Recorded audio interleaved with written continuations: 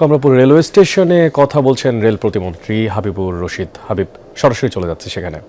এই যে একটি ঘটনা আমাদেরকে অনেক বেশি, আমরা মনে করেছিলাম রেলে এবার আমরা শতভাগ সেবা পাবো। একটি ঘটনা রেলের সেবাটাকে কিছুটা প্রশ্নবিদ্ধ করেছে। তা আমরা ইনশাল্লাহ আরও বেশি সতর্কতা অবলম্বন করছি যাতে এরকম ঘটনা কখনোই আর না ঘটে। এই কারণে আমরা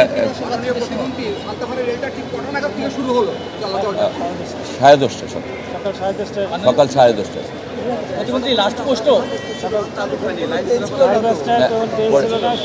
আমাদের লাইন ফিট দেওয়া হয়েছে, সব ক্লিয়ার করে লাইন ফিট দেওয়া হয়েছে। তারপরে ট্রেনটা একটা সারা রাতি 14টা ট্রেনের ট্রানশিপমেন্ট হয়েছে। সময় লাগে, আমাদের লাইন ক্লিয়ার দেওয়া হয়েছে এবং ট্রেন মুভমেন্ট দেওয়া হয়েছে। পরীক্ষামূলক আর কোনো চলাচলের বিষয় আছে কিনা? না, আপাতত ওখানে নিয়ন্ত্রিত গতিতে চলবে। মাননীয় সাবধানতা প্রতিমন্ত্রী, অবলম্বন একটা করতে প্রশ্ন, এই যে ঈদের আগে তো হাজার হাজার মানুষ প্রতিদিন যায়, তো তাদের জন্য এই আগেই কেন রেলটা মেরামত করা লাগলো? এটা কেন আরো আগে করতে পারলো না? এটা কি রেলের কোনো দুর্বলতা কিনা? এটা হঠাৎ করে বানিয়েছে।